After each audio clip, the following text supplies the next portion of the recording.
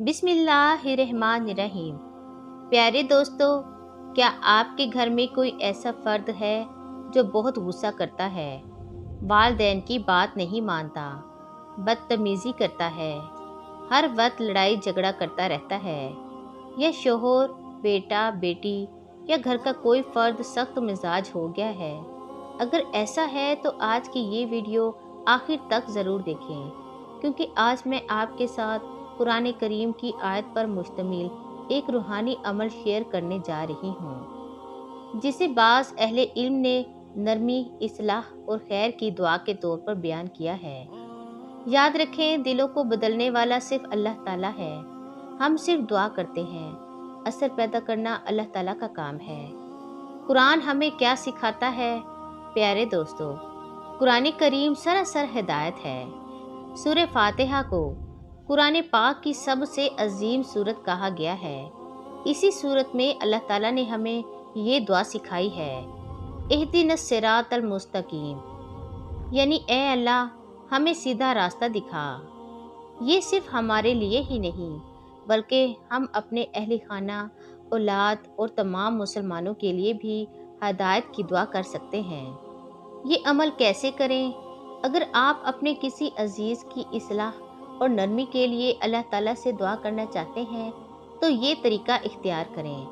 पहले बावज़ू हो जाएं, साफ़ पानी का एक गिलास या बोतल अपने सामने रखें। सबसे पहले 3 मरतबा दुरूद इब्राहीम पढ़ें, फिर सूरह फातिहा 7 मरतबा मुकम्मल पढ़ें। इसके बाद 7 मरतबा पढ़ें इहदिनस सिरातल मुस्तकीम, फिर 70 मरतबा पढ़ें सिरातल्लज़ीना अनअमता अलैहिम, फिर आखिर में दोबारा 3 मरतबा दुरूद इब्राहीम पढ़ें। इसके बाद पानी को दम कर दें, फिर निहायत आजी से दुआ करें। दुआ कैसे करें? या अल्लाह, अगर मेरे इस अजीज़ के लिए खैर है तो इसके दिल में नरमी पैदा फरमा, इसके इखलाक अच्छे कर दे, इसके गुस्से को ख़त्म फरमा, इसे नमाज का पाबंद बना, इसे अपनी अताअत नसीब फरमा, इसके दिल में वालिदैन, शोहर, बीवी और घर वालों के लिए मोहब्बत पैदा फरमा। या अल्लाह, हम सबको सीधे रास्ते पर चलने की तौफीक अता फरमा। आमीन। इस दुआ के बाद पानी पर हल्का सा दम करें, फिर मुनासिब मौका पर वो पानी इस शख्स को पिला दें। अगर वो एक ही दिन में पूरा ना पी सके तो आहिस्ता आहिस्ता भी पिला सकते हैं। कितने दिन अमल करें? इस अमल को आप 7 दिन मुसलसल करें। अगर ज़रूरत महसूस हो तो अल्लाह ताला से दुआ करते हुए कुछ दिन मज़ीद भी जारी रख सकते हैं। प्यारे दोस्तों, सिर्फ वजीफ़ा काफ़ी नहीं होता।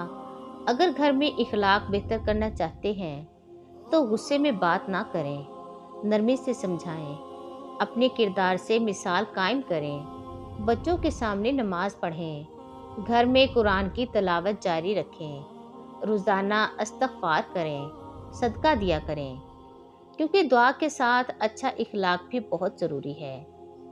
कभी ये ना सोचें कि पानी पिलाने से लाज़मन फ़ौरन तब्दीली आ जाएगी। हदायत सिर्फ अल्लाह ताला ही देता है, हम सिर्फ दुआ करते हैं। कबूल करना अल्लाह ताला का इख्तियार है, इसलिए सब्र करें, दुआ को जारी रखें और अल्लाह ताला से अच्छी उम्मीद रखें।